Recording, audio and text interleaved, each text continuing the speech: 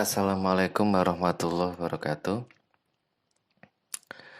Jangan lupa reviewnya, kemudian menjawab pertanyaan yang ada di materi yang saya sampaikan, sama mencicip artikel yang sudah teman-teman mulai, sehingga sesuai dengan progres yang ditetapkan. Etika jurnalis dan kebebasan pers. Jurnalisme online itu kalau kita membahas jurnalisme online yang saat ini gencar, itu membuat semua orang itu bebas berbicara. Nicholas Johnson, seorang mantan komisioner Komisi Komunikasi Amerika Serikat, itu menyampaikan sebuah catatan bahwa ada hal penting yang membahas kasus jurnalisme. Nah, beberapa di dalamnya yaitu hal-hal penting yang harus diperhatikan ya. Jangan sampai itu terjadi, dan juga bisa saja itu muncul di media online. Jadi jangan sampai itu terjadi, perhatian bagi teman-teman jurnalis. Dan juga ada dan muncul di beberapa media online. Satu, menyerang kepentingan individu, pencemaran nama baik, pembunuhan karakter atau reputasi seseorang. Yang kedua, menyebarkan kebencian, rasialis, dan mempertentangkan ajaran agama. Tiga, menyebarkan hal-hal yang tidak bermoral, mengabaikan kaidah kepatuhan, menyangkut seksual, kemudian menyinggung perasaan umum, perundungan. Nah, ini muncul. Yang keempat, menerapkan kecurangan yang tidak jujur, iklan promosi palsu. Yang kelima, melanggar dan mengabaikan hak cipta, intelektual, properti, dan semacamnya. Nah, ini yang muncul di jurnalisme online akhir-akhir ini cukup banyak, dan ini yang harus menjadi perhatian. Kemudian Kanigrad School of Journalism yang disepakati bahwa satu paham juga didukung oleh Knight Foundation menuliskan 10 langkah utama bagi jurnalis online supaya terhindar dari masalah hukum. Nah, ini rambu kuning yang kemudian disepakati oleh Knight Foundation dan juga Candidate School Journalism. Satu yang harus menjadi kehati-hatian, periksa dan terus periksa ulang fakta. Kadang-kadang kita mendapatkan informasi, share, citizen journalism ya, ada informasi, ada berita, peristiwa, langsung diupload di media sosial. Nah, itu beresiko, sangat beresiko, bisa saja nanti terkena kasus hukum. Periksa dan terus periksa ulang fakta. Kemudian yang kedua, jangan memakai informasi tanpa sumber yang jelas. 3, perhatikan kaidah hukum. 4, pertimbangkan setiap pendapat. 5, utarakan rahasia secara selektif. 6, hati-hati terhadap apa yang diutarakan. 7, pelajari batas daya ingat. 8, jangan lakukan pelecehan. 9, hindari konflik. 10, peduli nasihat hukum. Nah, kalau hal-hal ini kemudian benar-benar diterapkan dan juga dipelajari, dibiasakan, sangat mungkin kita terhindar dari jerat hukum akibat penggunaan media sosial, penggunaan internet. Bahkan kita saat menjadi seorang jurnalis, di aturan hukum etika jurnalis sudah jelas, nomor 40 tahun 99, kemudian kode etik jurnalis 2006, yang kemudian disahkan oleh Dewan Pers. Nah, ini menjadi perhatian bagi para jurnalis dan juga citizen journalism untuk paham literasi digital dan juga bagaimana menggunakan media sosial dengan bijak dan memberitakan, menginformasikan segala sesuatu dengan pertimbangan-pertimbangan. Nah, teman-teman, Ini tantangan menjadi jurnalis itu banyak. Jadi tantangannya luar biasa, bahkan sampai itu resiko nyawa. Contoh jurnalis James Foley hilang dan diculik tahun 2012. Hilang dan diculik. Kemudian dipenggal oleh ISIS. Kemudian ada siapa? Kenji Koto, jurnalis Jepang, itu juga meninggal dipenggal tahun 2015 karena tebusan 200 juta tidak realisasi atau gagal. Bahkan Kenji Koto sempat menulis pribadinya yang ramah dan toleran. Banyak kemudian tantangan menjadi seorang jurnalis.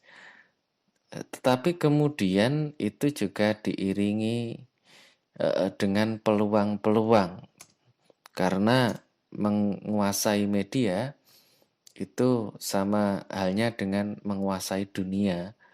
Kenapa kok menguasai media itu sama halnya dengan menguasai dunia? Karena apa yang kita lihat, apa yang kita baca, apa yang kita dengar itu membentuk perilaku. Apa yang kita baca, apa yang kita lihat, apa yang kita dengar itu membentuk perilaku. Sehingga saat kita menguasai media untuk dilihat, dibaca orang lain, maka kita sama halnya dengan menguasai dunia. Nah, ini muncul di globalize saat ini, bagaimana dampak COVID-19 itu merubah semua tingkah laku, pola kehidupan di seluruh dunia. Nah, kebebasan pers. Sekarang kita membahas kebebasan pers di Indonesia. Nah, pers di Indonesia ini banyak komponennya yang menjadi satu kesatuan untuk bersama-sama menjadi lembaga penyiaran. Nah, pers ini kebebasannya, ukuran kebebasannya menurut Indeks Kebebasan Pers Report Without Borders itu mengatakan bahwa ada kemunduran dalam kebebasan pers dunia, utamanya Indonesia. Pemicunya ya konflik bersenjata, teroris, persekusi politik, independensi media, supremasi hukum, pelanggaran kekerasan yang menjadi nilai buruk dalam kebebasan pers. Tahun 2016 itu Indeks Kebebasan Pers mencatat 2016 Indonesia itu peringkat 130 dari 180 negara, di bawah Timor Leste dan Kamboja. Nah, tahun 2016 hanya Filipina dan Indonesia yang mendapat catatan setengah bebas dalam kebebasan pers. Memang faktornya banyak, karena Indonesia itu luas, beragam suku, budaya, agama. Nah, itu yang kemudian sering diulik dan dimanfaatkan oleh kelompok tertentu yang ingin memecah belah, yang ingin membuatkan konflik, sehingga menjadi tantangan bagi jurnalis-jurnalis Indonesia, citizen journalism, pemerhati media, dan juga penikmat media untuk lebih bijak dan juga mengambil sisi positif dan mengetengahkan informasi-informasi berita yang memberi nilai edukasi dan juga konstruktif terhadap pembangunan bangsa dan juga negara. Nah, Aliansi Jurnalis Independen (AJI) mencatat itu memang ada 81 laporan di tahun 2016 terkait ancaman kekerasan, pengusiran. Bahkan yang terbaru di Surabaya, kita tahu sendiri, ada wartawan yang juga mengalami kekerasan. Tahun 2017 itu 60, termasuk masalah gaji. Idealnya 7 juta ke atas, tapi realisasinya 3-5 juta di tahun 2016.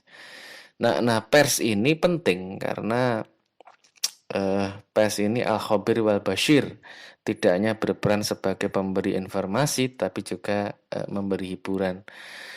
Nah, tetapi kemudian di era kapitalisasi ini yang muncul adalah pers itu sebagai wujud dan membentuk pola kesadaran dagang, sehingga kebutuhan modal itu lebih utama. Sehingga sistem yang terbangun itu adalah money, profit, keuntungan, sehingga banyak ada media-media yang angle beritanya itu sesuai dengan kepentingan pemodal. Nah, ini yang kemudian harus jadi garis bawah. Kemudian konsentrasinya itu tidak pada informasi tadi, tapi pada keuntungan. Bad news is good news. Berita terbaik adalah yang terburuk. Nah, ini mengumpulkan ribuan orang tidak diberitakan.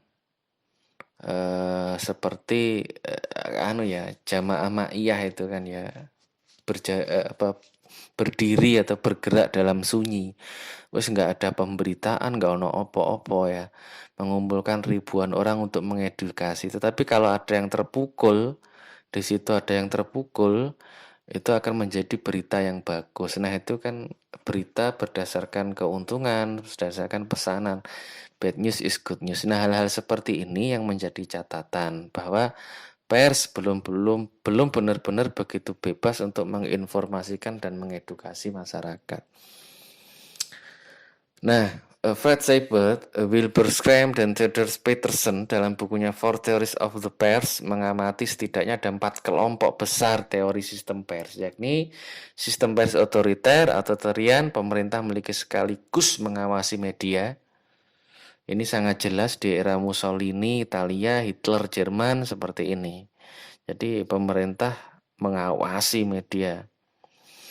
Sistem pers libertarian ini abad 17 di era kebebasan berpikir.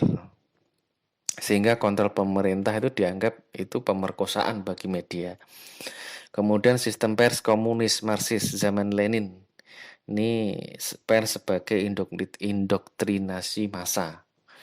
Sistem pers bertanggung jawab sosial atau social responsibility. Nah, ini mengedepankan pembatasan dasar moral dan etika. Kemudian yang terakhir sistem pers Pancasila. Pers yang bebas bertanggung jawab sesuai Pancasila dan Undang-Undang Dasar. Tapi banyak juga yang menyebut ya tidak jauh beda sistem pers Pancasila itu dengan sistem pers sosialis. Oke. Berikutnya Hari Pers Nasional. Itu Hari Pers Nasional kita tahu tanggal 9 Februari, sedangkan Hari Kebebasan Pers Internasional itu 3 Mei. Catatan penting dari kebebasan pers adalah poin pengembangan pribadi dan lingkungan. Ini penting, sehingga di Undang-Undang Nomor 40/99 Pasal 6, pers nasional melaksanakan perannya 1. Memenuhi hak masyarakat untuk mengetahui. 2. Menegakkan nilai-nilai dasar demokrasi. 3. Terwujudnya supremasi hukum, HAM, serta menghormati kebinekaan. 4. Mengembangkan pendapat umum, akurat, tepat, benar, ya kan? Reliable.